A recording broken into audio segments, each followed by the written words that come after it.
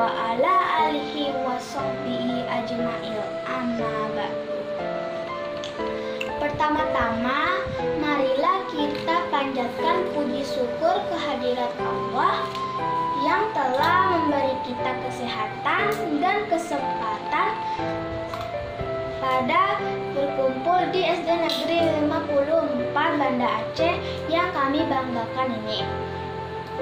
Marilah kita sama-sama haturkan kepada Nabi besar kita Muhammad SAW. Perkenalkan, nama saya Cahaya Kimatifa dari kelas 4B.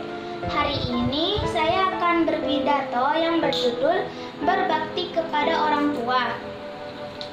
Orang tua kita terdiri dari ayah dan ibu.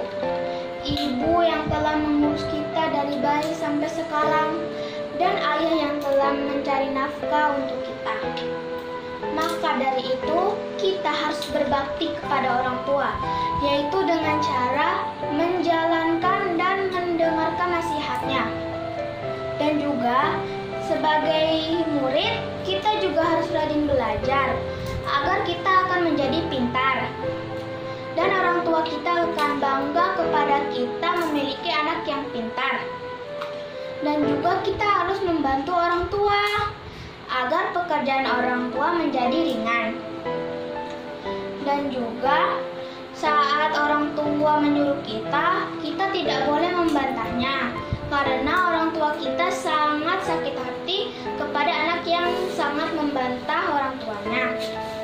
Maka dari itu, Allah Subhanahu wa Ta'ala telah berfirman surah Al-Isra ayat 23 berikut ini, yang berbunyi, Bismillahirrahmanirrahim. Fala taqul lahuma uffin wa la tanhar huma wa qul lahuma qawlan karim, yang artinya, maka sekali-sekali engkau janganlah mengatakan kepada keduanya perkataan dan janganlah pernah membentaknya, dan ucapkanlah mereka dengan perkataan yang mulia.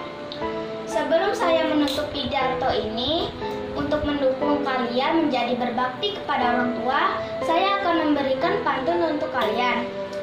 Ke Mesir naik kuda, Mesir banyak unta dan Sahara. Mari berbakti kepada orang tua, jadilah anak soleh dan soleha.